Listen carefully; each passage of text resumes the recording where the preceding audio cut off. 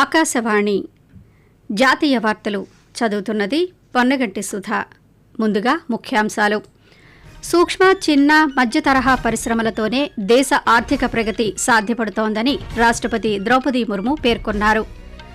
ప్రతిష్టాత్మకమైన 2029 ప్రపంచ పోలీసు అగ్నిమాపక క్రీడలకు ఆతిథ్య దేశంగా భారత్ ఎంపికయింది. ఆపరేషన్ సింధూర్లో కీలక పాత్ర పోషించిన సుఖోయ్ జెట్ల సామర్థ్యాన్ని మరింతగా ఉన్నతీకరించాలని కేంద్ర ప్రభుత్వం నిర్ణయించింది. ఉగ్రవాదం విషయంలో భారతదేశం రాజీ పడబోదని విదేశీ వ్యవహారాల శాఖ మంత్రి డాక్టర్ ఎస్ జయశంకర్ స్పష్టం చేశారు. దేశవ్యాప్తంగా ఈరోజు జగన్నాథస్వామి రథయాత్ర ఉత్సవాలు ఘనంగా జరుగుతున్నాయి. ఇక వార్తల వివరాలు. సూక్ష్మ, చిన్న, మధ్య తరహా పరిశ్రమలు దేశ ఆర్థిక ప్రగతిలో అత్యంత ముఖ్య భూమిక పోషిస్తున్నాయని రాష్ట్రపతి ద్రౌపది ముర్ము పేర్కొన్నారు.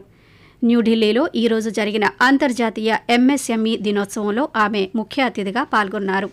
ఈ సందర్భంగా రాష్ట్రపతి మాట్లాడుతూ ఎంఎస్ఎంఈలు దేశీయ ఉత్పత్తిలో సుమారు 30% వాటాను కలిగి ఉన్నాయని గుర్తు చేశారు. అలాగే తయారీ విభాగంలో 36% పైగా ఎంఎస్ఎంఈల భాగస్వామ్యం ఉందని అన్నారు. వెనుకబడిన ప్రాంతాల్లో ఉపాధి అవకాశాలను సృష్టించడంలోనూ ఎంఎస్ఎంఈల పాత్ర కీలకంగా ఉందని రాష్ట్రపతి పేర్కొంటూ पूरे देश में एमएसएमई सेक्टर में महिलाओं और कमजोर वर्गों के लोगों को आत्मनिर्भर बनाने में अहम है। हाल के वर्षों में महिलाओं की भागीदारी बढ़ी है। हम सब जानते हैं देश में महिलाएं 50% है। जब महिलाओं का रोजगार बढ़ेगा तो देश का जो हम लोगों का सपना 2047 तक देश को विकसित भारत बनाने का वो तब संभव हो सकेगा। मैं युवा बेटियों से अपील करूंगी कि वे सरकार द्वारा चलाए जा रहे योजनाओं का लाभ उठाते हुए उद्यम स्थापित करें और आत्मनिर्भर बने।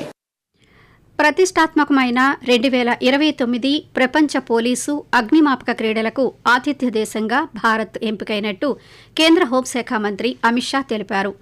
గుజరాత్లోని అహ్మదాబాద్ వేదికగా ఈ క్రీడలు నిర్వహించనున్నామని చెప్పారు. ఈ అవకాశం దక్కటం ప్రతి భారతీయుడికి గర్వకారణమని పేర్కొన్నారు.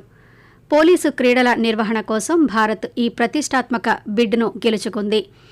కేంద్ర ప్రభుత్వం నిర్మించిన విశాలమైన క్రీడా మౌలిక సదుపాయాలకు ప్రపంచవ్యాప్తంగా గుర్తింపు లభించింది. 1985 నుంచి 2 ఏళ్లకు ఒకసారి ప్రపంచ పోలీసు అగ్నిమాపక క్రీడలు ప్రపంచవ్యాప్తంగా జరుగుతున్నాయి. ఇప్పటి వరకు 20 సార్లు ఈ పోటీలు జరిగాయి. America 8, Canada 5, Europe 4, Britain 2, China ఒకసారి ఈ క్రీడలు నిర్వహించాయి. 2007 నుంచి 2023 వరకు భారత పోలీసు సిబ్బంది 1400 పథకాలు గెలుచుకున్నారని అమిత్ షా వివరించారు. పాకిస్తాన్తో పాటు పాక్ ఆక్రమిత కశ్మీర్లోని ఉగ్ర స్థావరాల లక్ష్యంగా చేపట్టిన ఆపరేషన్ సింధూర్లో కీలక పాత్ర పోషించిన సుఖోయ్ జెట్ల సామర్థ్యాన్ని మరింతగా ఉన్నతీకరించాలని కేంద్ర ప్రభుత్వం భావిస్తోంది. ఈ మేరకు రష్యా రక్షణ మంత్రి ఆండ్రీ బెలిసెవ్తో జరిగిన చర్చల్లో రక్షణ మంత్రి రాజ్నాథ్ సింగ్ ఆ విషయాన్ని ప్రతిపాదించారు. సుఖోయ్ 30 MKI యుద్ధ విమానాల ఉన్నతీకరణ, ఎయిర్ టు ఎయిర్ క్షిపణుల ఉత్పత్తి, S-400 క్షిపణి వ్యవస్థలపై కూడా ఇద్దరు రక్షణ మంత్రులు చర్చించారు. షాంఘై సహకార సంస్థ SCO సమావేశం సందర్భంగా ఇరు దేశాల రక్షణ మంత్రులు ఈ ద్వైపాక్షిక సమావేశం నిర్వహించారు. చైనా నగరమైన కింగ్ డావోలో ఆ సమావేశం జరిగింది. కాగా భారత వైమానిక దళం దాదాపు 260 వరకు సుఖోయ్ 30 MKI జెట్లను నడుపుతోంది. గత నెలలో జరిగిన ఆపరేషన్ సింధూర్లో రష్యాకు చెందిన సుఖోయ్ జెట్లు కీలకంగా వినియోగించిందని రక్షణ మంత్రిత్వ శాఖ తెలిపింది. ఈ సమావేశంలో రాజ్నాథ్ సింగ్, ఆండ్రీ బెలెసోవ్ ప్రపంచంలోని ప్రస్తుత భౌగోళిక, రాజకీయ పరిస్థితులు, సరిహద్దు ఉగ్రవాదం, ఇండో రష్యన్ రక్షణ సహకారం వంటి అనేక అంశాలపై లోతైన చర్చలు జరిపారని రక్షణ మంత్రిత్వ శాఖ తెలిపింది. ఒడిశాలోని ప్రసిద్ధ పుణ్యక్షేత్రం పూరీలో జగన్నాథ రథయాత్రను ఈరోజు ఘనంగా నిర్వహించారు. ప్రతి ఏటా ఆషాఢ శుద్ధ విదియనాడు జరిగే రథయాత్రను స్వయంగా తిలకించేందుకు దేశ విదేశాల నుంచి అధిక సంఖ్యలో భక్తులు తరలివచ్చారు. దీంతో పూరీ పుణ్యక్షేత్రం మొత్తం భక్తులతో కోలాహలంగా మారింది. రథయాత్రలో తొలిసారిగా 275 కృత్రిమ మేధతో పనిచేసే కెమెరాలు, డ్రోన్ల ద్వారా రద్దీ నియంత్రణకు ఏర్పాట్లు చేశారు. ఇదిలా ఉండగా గుజరాత్ రాష్ట్రం అహ్మదాబాద్లో జగన్నాథ రథయాత్ర ఘనంగా నిర్వహించారు. జమాల్పూర్ ప్రాంతంలో 400 సంవత్సరాల పాత జగన్నాథ ఆలయం నుంచి రథయాత్ర కొనసాగింది. కేంద్ర హోంమంత్రి అమిత్ షా జగన్నాథ ఆలయంలో స్వామిని దర్శించి పూజలు చేశారు.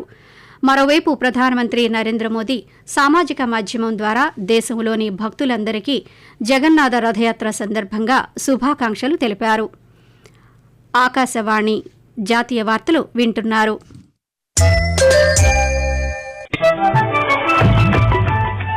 నిరంతర వార్తా విశేషాల కోసం ఆకాశవాణి సామాజిక మాధ్యమ వేదికలైన news on air YouTube channel ను, newsonair.gov.in వెబ్సైట్ ను, ట్విట్టర్ లో ఆల్ ఇండియా రేడియో న్యూస్ ను వీక్షించండి. తెలుగు ప్రాంతీయ వార్తా విశేషాల కోసం ఆకాశవాణి న్యూస్ విజయవాడ మరియు Akashvani news Visakhapatnam YouTube channels ను వీక్షించండి.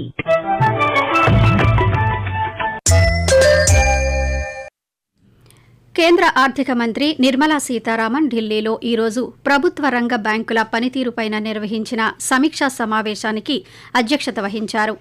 ఈ సమావేశంలో ఆర్థిక శాఖ సహాయ మంత్రి పంకజ్ చౌదరి, ఆర్థిక సేవల విభాగం కార్యదర్శి ఎం నాగరాజు, ప్రభుత్వ రంగ బ్యాంకుల మేనేజింగ్ డైరెక్టర్లు, సీఏఈఓలు పాల్గొన్నారు.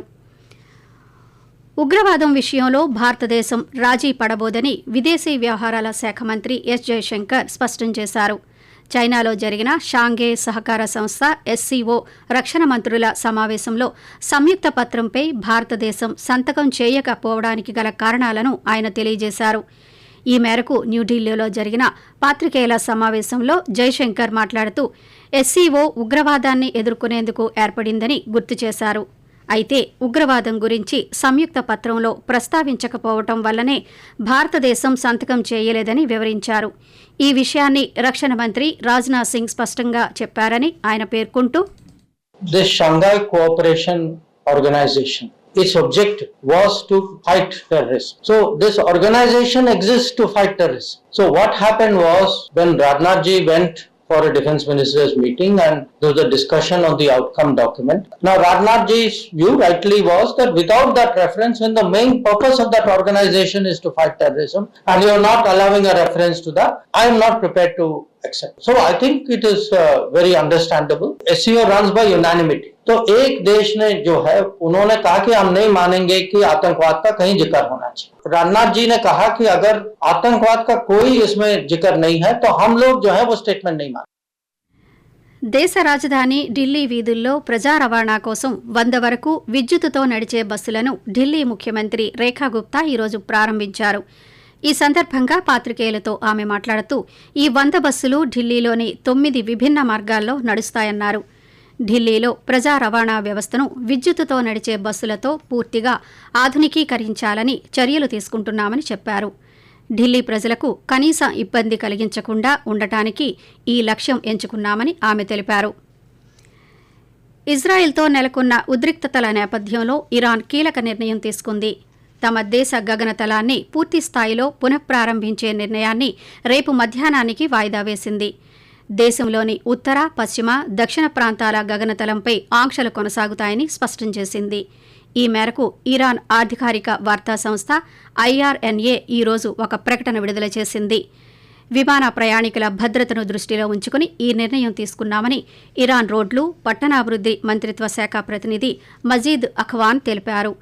ఇప్పటికే దేశ తూర్పు గగనతలాన్ని దేశీయ, అంతర్జాతీయ విమాన సర్వీసుల కోసం తెరిచామని, మిగిలిన గగనతలాన్ని రేపటి వరకు మూసివేస్తున్నామని ఆయన వెల్లడించారు. దశల వారీగా విమాన గగనతలాన్ని ఘర్షణలకు ముందున్న స్థాయికి తీసుకురావటమే తమ లక్ష్యమని ఆయన పేర్కొన్నారు. ఆకాశవాణి జాతీయ వార్తలు ముగించే ముందు ముఖ్యాంశాలు మరోసారి. సూక్ష్మ, చిన్న, మధ్య తరహా పరిశ్రమలతోనే దేశ ఆర్థిక ప్రగతి సాధ్యపడుతోందని రాష్ట్రపతి ద్రౌపది ముర్ము పేర్కొన్నారు. ప్రతిష్టాత్మకమైన 2029 ప్రపంచ పోలీసు, అగ్నిమాపక క్రీడలకు ఆతిథ్య దేశంగా భారత్ ఎంపికైంది. ఆపరేషన్ సింధూర్లో కీలక పాత్ర పోషించిన సుఖోయ్ జెట్ల సామర్థ్యాన్ని మరింతగా ఉన్నతీకరించాలని కేంద్ర ప్రభుత్వం నిర్ణయించింది. ఉగ్రవాదం విషయంలో భారతదేశం రాజీ పడబోదని విదేశీ వ్యవహారాల శాఖ మంత్రి డాక్టర్ ఎస్ జయశంకర్ స్పష్టం చేశారు. ఆకాశవాణి జాతీయ వార్తలు ఇంతటితో సమాప్తం. రేపు ఉదయం 6:45 ప్రాంతీయ వార్తలు వింటారు.